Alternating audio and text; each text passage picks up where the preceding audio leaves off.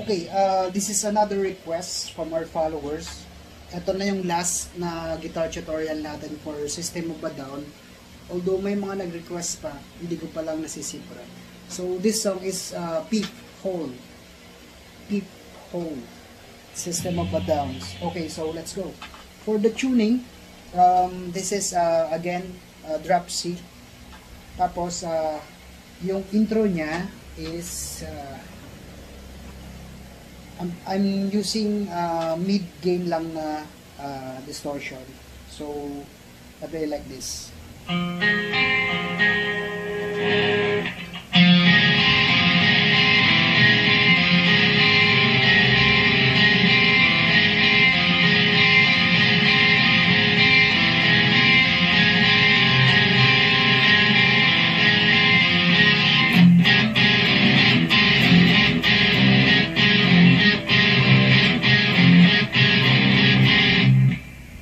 Yung chord note niya would be this is our first riff.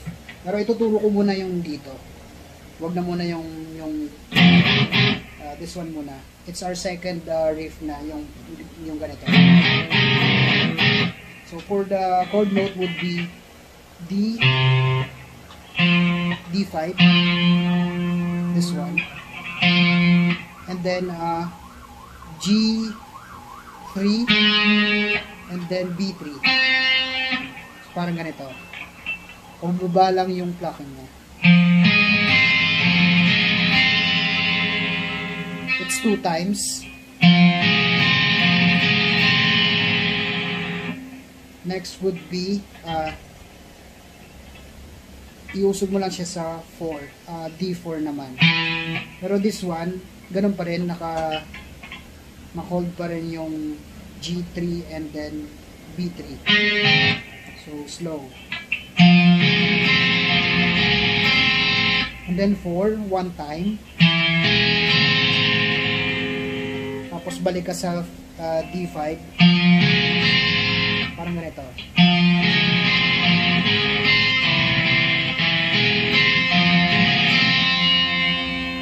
Gets? Okay.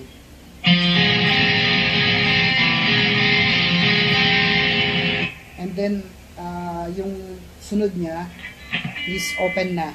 Open D.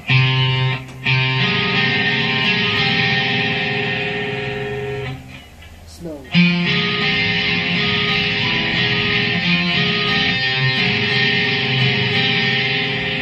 And then next would be 4, saka 5. D4, D5. So, ulit.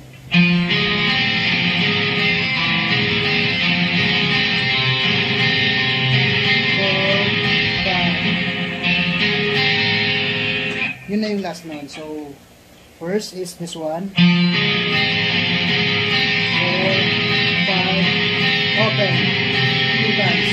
4, 5. Slow.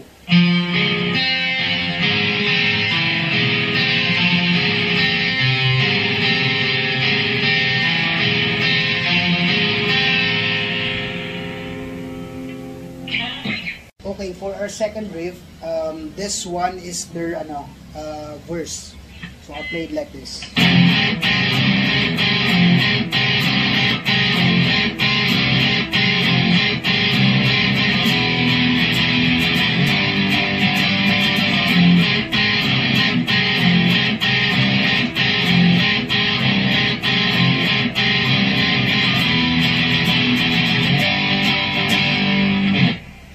Okay, yung chord note niya is G.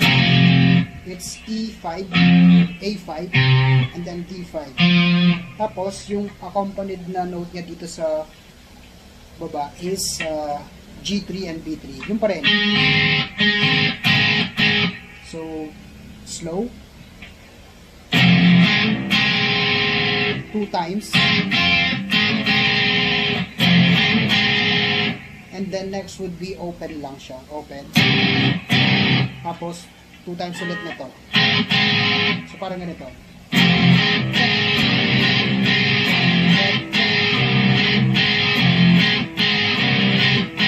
times. Then next would be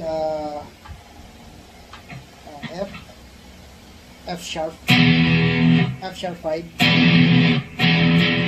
tapos going to A. So, slow. Open,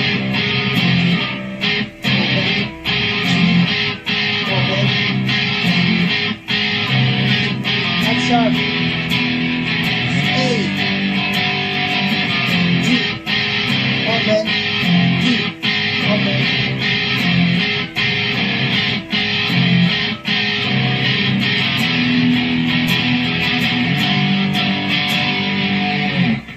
Then, yung next riff natin, yung pangatlo, is yung parang harmonics na nila doon, going na sa chorus.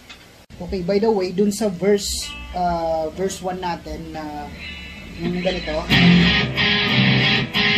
the pedal that I'm using is mid gain lang na distortion.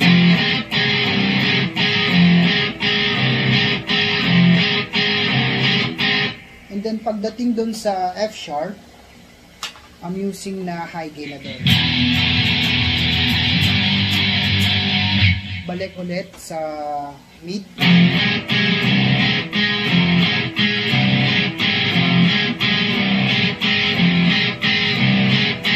High gain.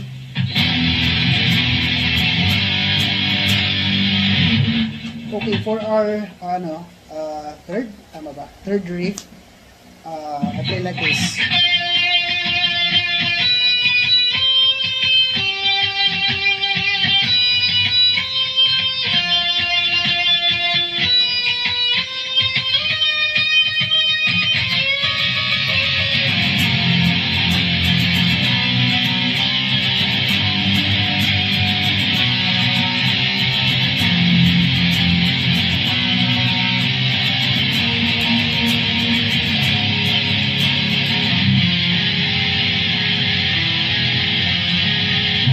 Balik ulit dun sa intro part.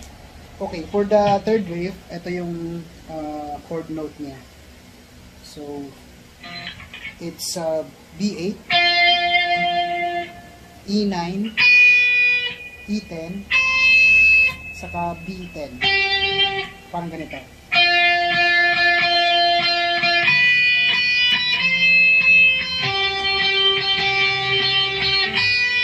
Balik sa E9, tapos balik ulit sa B8, E9. Instead na mag B10 ka, you will be straight sa E13. And then lick sa lalagyan mo siya ng lick ng B15. Kahit i-ano mo na lang, i-bend.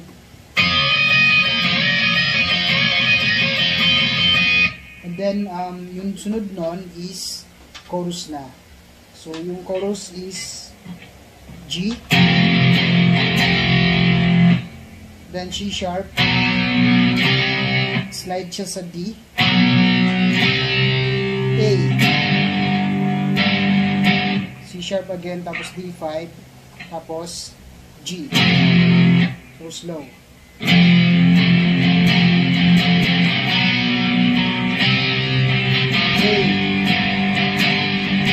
C sharp, D, G. Balik ulit sa C sharp saka D. Tapos mag-F ka na. Tapos ibababa mo ulit sa E flat. Slow. A,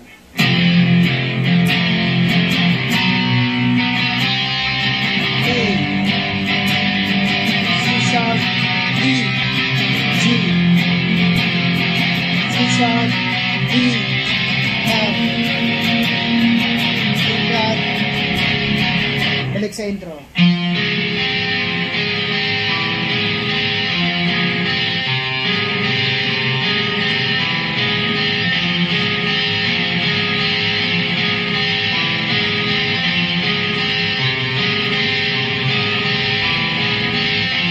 Verse 2.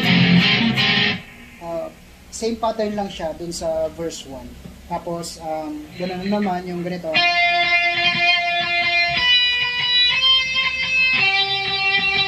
Hanggang sa mag-chorus.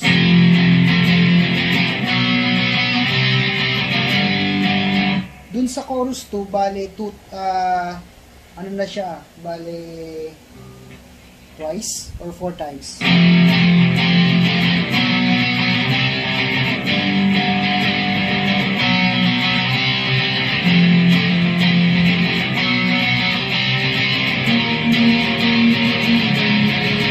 Twice pala, twice. Tapos, dun sa panghuli na, na chorus part, bale, ito na yung panghuli, sample like this.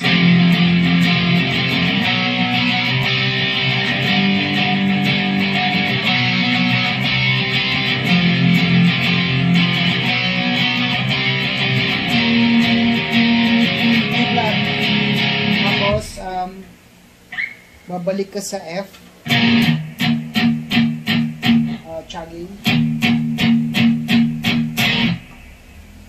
Tapos yung ganito na.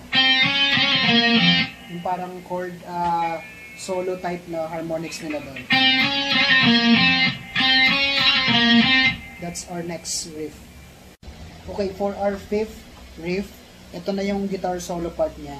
So, I play like this.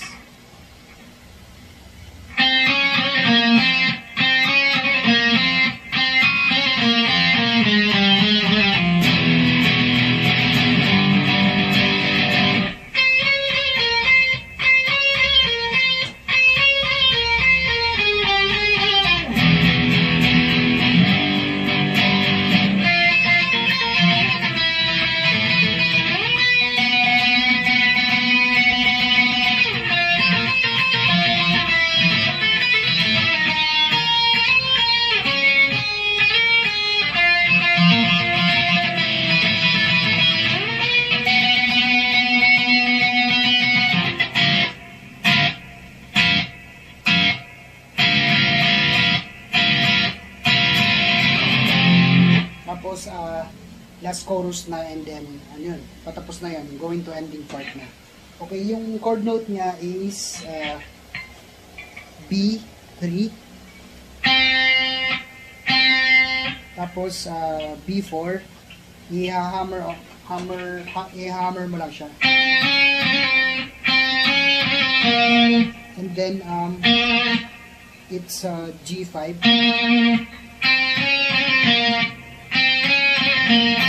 balik sa B3. So, slow.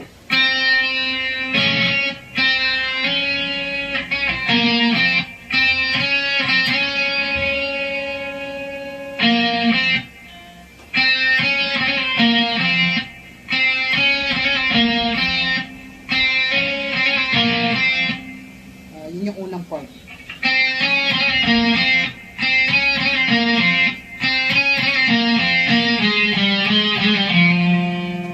Second part is that. So, unang part. Second part.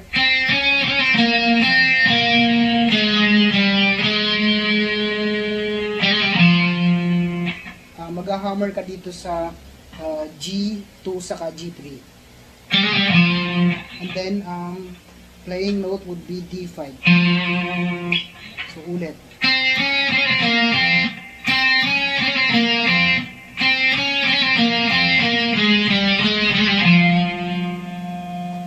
So, slow.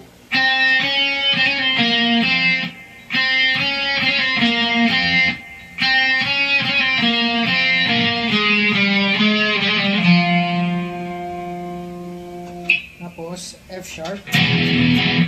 Pero, dito I'm playing ano lang naka-mid lang ako, pero pagdating sa F sharp, naka-high gain distortion ako. Tapos balik ulit ako sa mid gain distortion.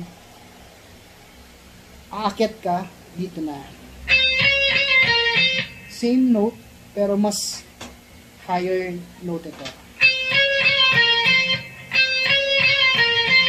Playing chord would be B15, B16, G17,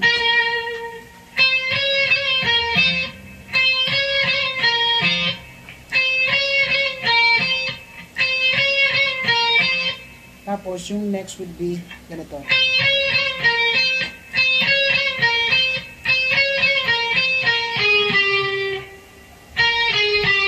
It's G17, G15, G14, and then D17. Tapos balik ka sa F sharp. Tapos A. So, ulit.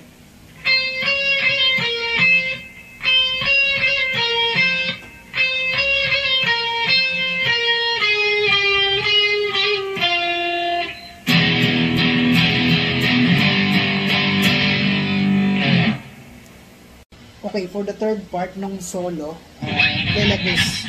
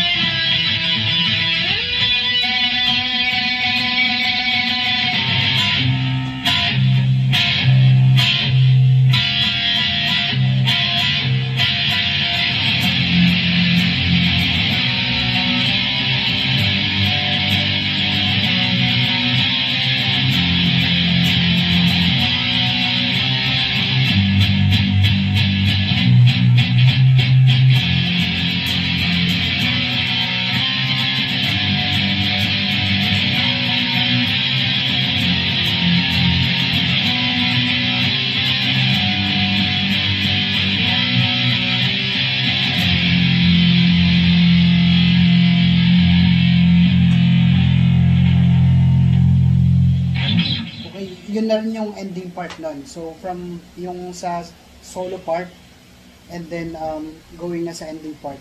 Which is, tinuro ko na rin yun sa inyo yung ganito. Pero this one, hindi ka na mag-F, saka mag-E flat. So, dito lang sa dalawa. A saka G.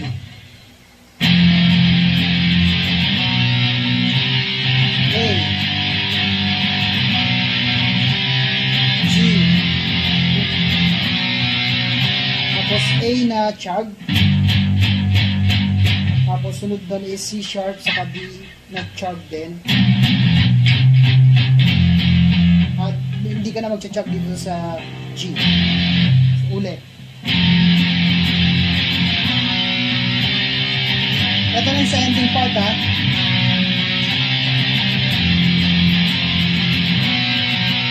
Chug. Chug. G.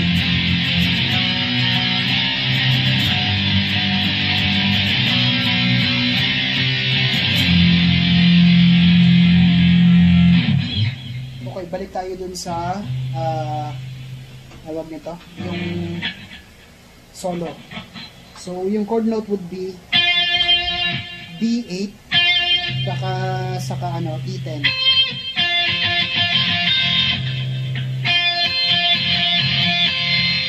Tapos, iusog mo lang B9, B7 saka E7.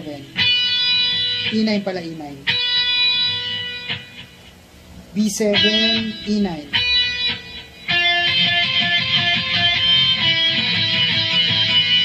And then next would be, slide mo lang siya sa B14. Tapos, E16. Parang ganito.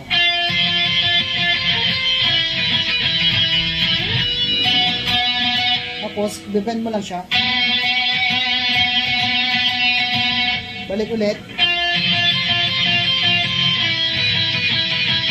Instead na mag-slide ka sa 14,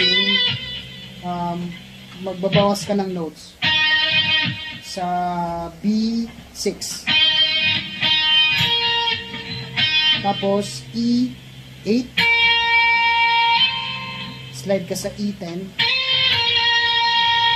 Tapos B4.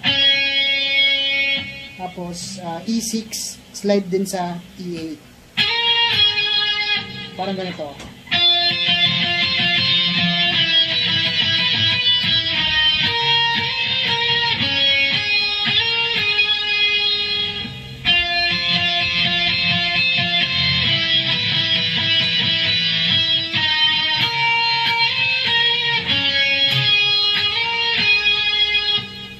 then yung sunod would be ganun pa rin, B8 saka B10, lower, tapos slide ka sa 14, pipik mo rin yung 16,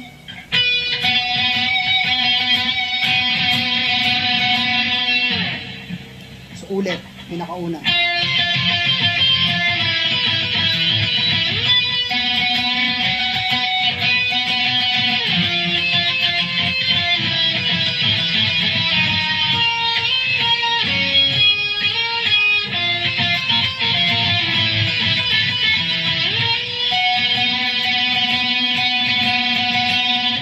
And then next nun is G12,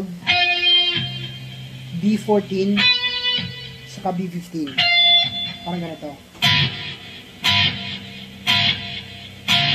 4 times, tapos mas mabilis.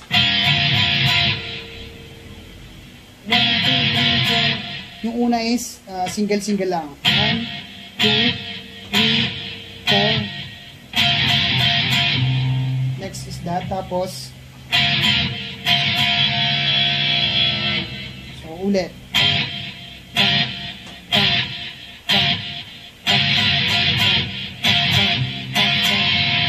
slide mo lang, tapos chorus na. Counting part na yun.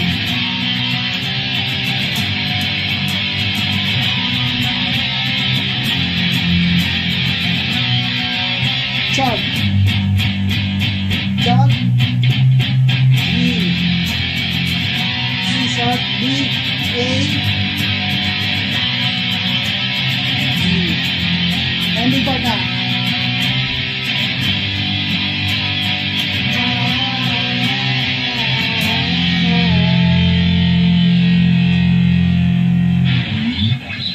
Okay, that's it. So that's my guitar tutorial for fifth hole ng System of a Down. So, may mga nag-request pa rin ng system. Gagawin natin yun siguro mga next week na. Pero may mga nauna pa na, na nag-request. Dun sa mga lumang songs ng Chico Sai, may nag-request din doon. So, may Sink or Swim. So, gagawin natin yan. So, thank you very much for watching again my guitar tutorial. And then, please do follow me sa Facebook ko, yung Jongski, and then dun sa YouTube channel ko din na Jong TV 360. Yun lang guys. See you next time, and then have a good day. Thank you.